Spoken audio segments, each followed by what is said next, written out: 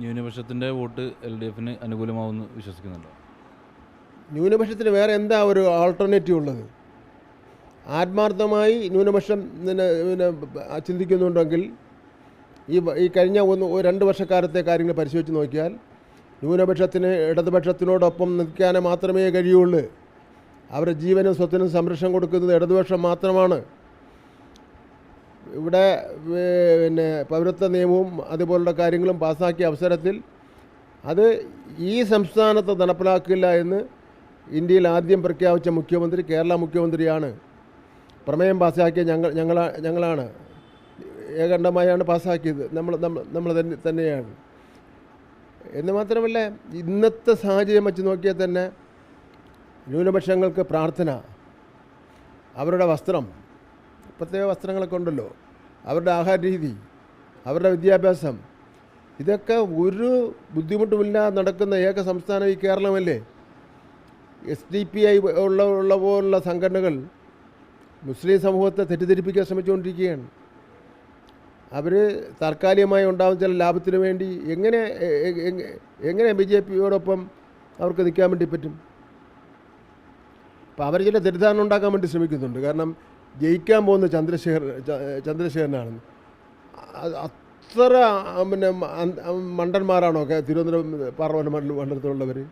ജയിക്കാൻ പോകുന്ന ചന്ദ്രശേഖരൻ, ഇവിടെ O രാജഗോപാൽ സാറ് പോലും തലകുത്തി നിന്നതിനൊക്കെ ഏതാണ്ട് ഫിനിഷിങ് ആയി വന്നിട്ട് പെട്ടെന്ന് ആണല്ലോ മാറി പോയത്. കേരളത്തിൽ ഒരു മണ്ഡലത്തിലും BJP ജയിക്കുന്ന പ്രശ്നമേ ഇല്ല. പിന്നെയാണോ തിരുവനന്തപുരത്ത് ജയിക്കുന്നതെന്ന് പറഞ്ഞാൽ ആ മണ്ഡലത്തിലും പാവപ്പെട്ട ന്യൂനപക്ഷത്തെ പറഞ്ഞ് പഠിപ്പിക്കാൻ ശ്രമിക്കുന്നുണ്ട്. തിരുവനന്തപുരത്തു നിന്നോ കേരളത്തിൽ നിന്നോ ഇടതുപക്ഷം ജയിച്ച് പാർലമെൻറ്റിൽ പോയാൽ അവരാരും കാലുമാറുന്നവരായിരിക്കില്ല. ഇപ്പോൾ ഏതൊരു സംസ്ഥാനത്ത് നോമിനേഷൻ കൊടുത്ത ശേഷം കോൺഗ്രസിൻ്റെ ആൾക്കാർ ഒപ്പിട്ട് എൻ്റെ ഒപ്പല്ലെന്ന് പറഞ്ഞിട്ട് BJPക്കാരനെ വിജയിപ്പിച്ചില്ലേ? എന്തൊക്കെ ജനാധിപത്യത്തിൽ നടക്കുന്നത്? പണം കൊണ്ടുള്ള കളിയാണ് നടന്നുകൊണ്ടിരിക്കുന്നത്. ഈ പാവപ്പെട്ട പന്നി രവീന്ദ്രനെ സംബന്ധിച്ചിടത്തോളം അദ്ദേഹത്തിന് അതൊന്നും ഇല്ലെന്ന് അറിയാമല്ലോ. അതുകൊണ്ട് ജനങ്ങളുടെ മനസ്സിൽ രവീന്ദ്രനെ പതിഞ്ഞു കഴിഞ്ഞു. അതുകൊണ്ട് പന്ന്യം ജയിക്കും, അതിന് ഒരു തർക്കവും വേണ്ട. പലതവണ ഈ മുന്നണി മൂന്നാം സ്ഥാനത്തേക്ക് പോയപ്പെട്ടൊരു കാഴ്ച നമ്മൾ കണ്ടിട്ടുണ്ട്. അപ്പോൾ ഇത്തവണ ആ ഒരു ഭീതി അങ്ങനെ എന്തെങ്കിലും നിലനിൽക്കുന്നു? പലതവണ മൂന്നാം സ്ഥാനത്തേക്ക് പോയിക്കൊണ്ട ഒരു കാഴ്ച. ഇന്നത്തെ കേരള രാഷ്ട്രീയം വ്യത്യാസമുണ്ട്, ദേശീയ രാഷ്ട്രീയത്തിന് വ്യത്യാസമുണ്ട്, സ്ഥാനാർത്ഥിക്ക് വ്യത്യാസമുണ്ട്, കേരള ഗവൺമെൻറ് വ്യത്യാസമുണ്ട്. നിങ്ങൾ മനസ്സിലാക്കേണ്ടത് 18ാം ലോക്സഭാ തിരഞ്ഞെടുപ്പിൽ കേരള ഗവൺമെൻറ്റിനെതിരായിട്ടുള്ള ഒരു നെഗറ്റീവ് ചർച്ചയും നടക്കുന്നില്ല. ചില പെൻഷൻ്റെ ചില പ്രശ്നങ്ങളൊക്കെ ഉണ്ട്. ആ പ്രശ്നങ്ങൾക്ക് പരിഹാരം കണ്ടെത്തി. രണ്ടാം പിണറായി ഗവൺമെൻറ്റാണ്. ഞങ്ങൾ 140 മണ്ഡലങ്ങളിൽ സഞ്ചരിച്ചതാണ്, ജനങ്ങളിൽ നിന്ന് അപേക്ഷ സ്വീകരിച്ചതാണ്. അതെല്ലാം പരിഹാരം എത്തിക്കൊണ്ടിരിക്കുകയാണ്. ജനങ്ങൾ വളരെ സംതൃപ്തരാണ്. പിന്നെ സാമ്പത്തികമാണല്ലോ ജനങ്ങളുടെ ഇത്തരം കാര്യങ്ങൾ ചെയ്യേണ്ടത്. കേന്ദ്ര ഗവൺമെൻറ് ഒരു ഇടപെടലുണ്ടല്ലോ, അത് ജനങ്ങളെ ബോധ്യപ്പെടുത്താൻ ഞങ്ങൾ വിജയിച്ചിട്ടുണ്ട്. സത്യസന്ധമായി കേന്ദ്ര ഗവൺമെൻറ് കേരളത്തോട് കാണിക്കുന്ന അവഗണന ബോധ്യപ്പെടുത്തുന്നതിന് വേണ്ടി അത് കഴിഞ്ഞിട്ടുണ്ട്. ഇപ്പോഴും ബഹുമാനപ്പെട്ട ഇന്ത്യൻ പ്രധാനമന്ത്രി പറഞ്ഞുകൊണ്ടിരിക്കുന്നത് എന്താ? മുസ്ലിങ്ങൾക്കെതിരെ അതിശക്തമായി ഒരു പ്രധാനമന്ത്രി ഒരിക്കലും പറയാൻ പാടില്ലാത്ത വെല്ലുവിളികളിലും പദപ്രയോഗങ്ങളും നടത്തിക്കൊണ്ടിരിക്കുകയാണ്. ഇതെല്ലാം മുസ്ലിം ജനങ്ങൾ, ന്യൂനപക്ഷങ്ങൾ മനസ്സിലാക്കണം. നമ്മെ സംബന്ധിച്ചിടത്തോളം ഭൂരിപക്ഷങ്ങൾക്ക് സംരക്ഷണം കൊടുക്കണം, ന്യൂനപക്ഷങ്ങൾക്ക് സംരക്ഷണം കൊടുക്കണം. തിരുവനന്തപുരം പാർലമെൻറ്റിന് ഒരു പ്രത്യേകതയുണ്ട്. ആറ്റുകാൽ ക്ഷേത്രം, 20 ലക്ഷത്തോളം വരുന്ന ആൾക്കാർ പൊങ്കാലയിടുന്ന ആറ്റുകാൽ ക്ഷേത്രം തിരുവനന്തപുരം പാർലമെൻറ്റ് മണ്ഡലത്തിൽ നേമം മണ്ഡലത്തിൽ സ്ഥിതി ചെയ്യുന്ന ക്ഷേത്രമാണ്. തിരുവനന്തപുരം പാർലമെൻറ്റ് മണ്ഡലത്തിൽ സ്ഥിതി ചെയ്യുന്നതാണ് നമ്മുടെ ഭീമാപള്ളി എന്ന് പറയുന്നത്. തിരുവനന്തപുരം പാർലമെൻറ്റ് മണ്ഡലത്തിൽ സ്ഥിതി ചെയ്യുന്നതാണ് നമ്മുടെ പാളയത്തുള്ള ക്രിസ്ത്യൻ പള്ളി എന്ന് പറഞ്ഞാൽ. ഈ 3 ദേവാലയങ്ങളുടെയും ഉത്സവത്തിന് ഈ തലസ്ഥാന നഗരിയിലെയും കേരളത്തിലെയും ജനങ്ങൾ എല്ലാവരും ഒന്ന് ഏകോദര സഹോദരങ്ങളെ പോലെ പോകുന്നതാണ്. ആറ്റുകാൽ ഉത്സവത്തിന് അവിടെയുള്ള മുഴുവൻ മുസ്ലിങ്ങളുടെയും ക്രിസ്ത്യാനികളുടെയും വീടുകൾ 2 ദിവസത്തേക്ക് ഹിന്ദുക്കൾ പൊങ്കാലിടാൻ വരുന്നതിനെ ഏൽപ്പിക്കുകയാണ്. വെട്ടുകാട് പള്ളിയിൽ ചെന്ന് നോക്കിക്കഴിഞ്ഞാൽ ഹിന്ദുക്കളിരുന്ന് പ്രാർത്ഥിച്ചുകൊണ്ടിരിക്കുകയാണ്.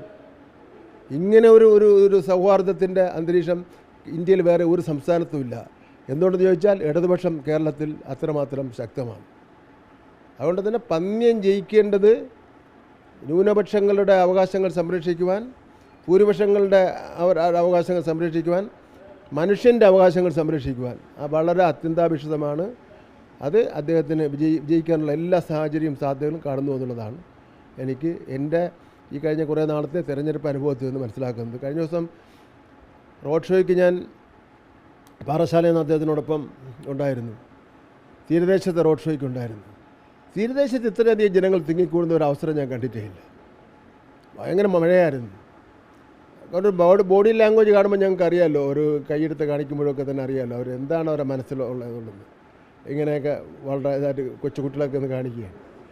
അപ്പോൾ അങ്ങനെ ഒരു ആവേശം ആളുടെ ഇടയിൽ നല്ല ഒരു പിന്തുണ നൽകുന്നതിന് വേണ്ടിയുള്ളൊരു മാനസികാവസ്ഥ വന്നിട്ടുണ്ട്.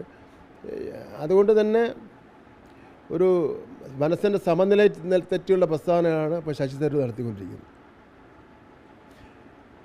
ഇപ്പോൾ ഇടതുപക്ഷ പ്രസ്ഥാനത്തിനെ എതിർക്കുന്ന പത്രമാധ്യമങ്ങൾ കൂടുതൽ എതിർക്കുകയാണല്ലോ. ആ എതിർപ്പുകൾ അതിജീവിച്ചുകൊണ്ടാണല്ലോ ഞങ്ങൾ വിജയിച്ച് മുന്നേറുന്നത്. രണ്ടാം പിണറായി ഗവൺമെൻറ് വരുന്ന അങ്ങനെയാണല്ലോ. ഇപ്പോൾ ഇന്നലെ തന്നെ നടന്ന കലാശക്കൊട്ട് സാധാരണഗതിയിൽ എല്ലാ സ്ഥാനാർത്ഥികളെയും ഒരേ രൂപത്തിൽ ആണല്ലോ അവതരിപ്പിക്കപ്പെടുന്നത്, മുഖ്യ രാഷ്ട്രീയ പാർട്ടികളുടെ. ഇന്നലെ ഒരു പ്രധാനപ്പെട്ട മുഖ്യ സ്വാതന്ത്ര്യ സമരത്തിൻ്റെ പാരമ്പര്യവും ചരിത്രമുണ്ടെന്ന് അവകാശപ്പെടുന്ന ഒരു മുഖ്യ പത്രം പന്ന്യരവീന്ദ്രനെ ഒഴിവാക്കിയിട്ട് ശശി തരൂരിൻ്റെയും ചന്ദ്രശേഖരൻ്റെയും മാത്രം പടവും വാർത്തയും ഫ്രണ്ട് പേജിൽ കൊടുത്തു. ശശി തരൂരിനെ പന്ന്യരവീന്ദ്രനെ അകത്തെ പേജിൽ. ഞാനിന്ന് അതിൻ്റെ ബ്യൂറോ ചീഫിനെ വിളിച്ച് ഞാൻ പറഞ്ഞു, പന്ന്യരവീന്ദ്രനെ പാവപ്പെട്ടവനായതുകൊണ്ടായിരിക്കും നിങ്ങൾ ഈ കാര്യം ചെയ്യുന്നത്.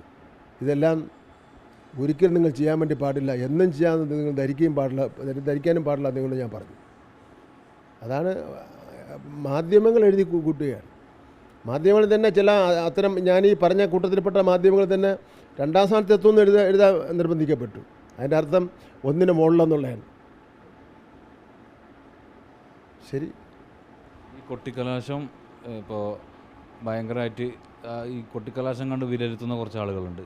അപ്പോൾ രണ്ടുപേരും ക്രെയിനിലായിരുന്നു ഇവിടെ, എയറിൽ പൊങ്ങി, അങ്ങനെ ഒരു ആഘോഷമായിരുന്നു. പന്ന്യസഖാവിന് ഒരു ഓപ്പൺ ജീപ്പായിരുന്നു ഒരുക്കിയിരുന്നു. അതെല്ലാം പഴയ ഒരു രീതികളാണ്. യഥാർത്ഥത്തിൽ ഈ കൊട്ടിക്കലാശം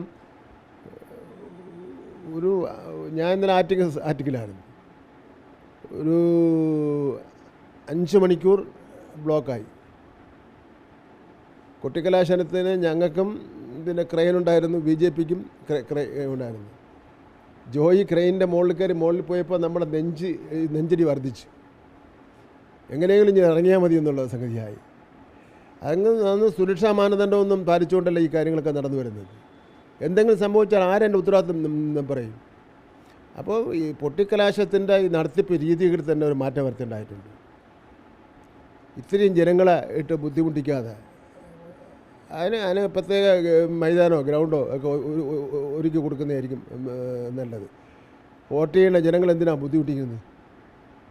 ഇത് ഒരു അരമണിക്കൂറോ 1 മണിക്കൂറാണെങ്കിൽ മനസ്സിലാക്കാം. ഇത് 5 മണിക്കൂറെല്ലാം ഇപ്പോൾ തിരുവനന്തപുരത്ത് എറണാകുളത്ത് എത്തേണ്ട ഒരു വ്യക്തി അയാളുടെ ടൈം ഷെഡ്യൂൾ പ്രകാരം അയാളുടെ ആവശ്യപ്രകാരം അയാളുടെ ആവശ്യങ്ങൾ നിറവേറ്റുന്നതിന് വേണ്ടി 5 മണിക്കൂർ വ്യത്യാസം വരുത്തുക എന്ന് വെച്ചാൽ ഒരുപാട് പ്രശ്നങ്ങൾ ഉണ്ടാവുമല്ലോ.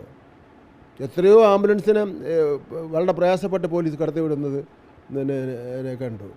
അപ്പോൾ ഈ പിന്നെ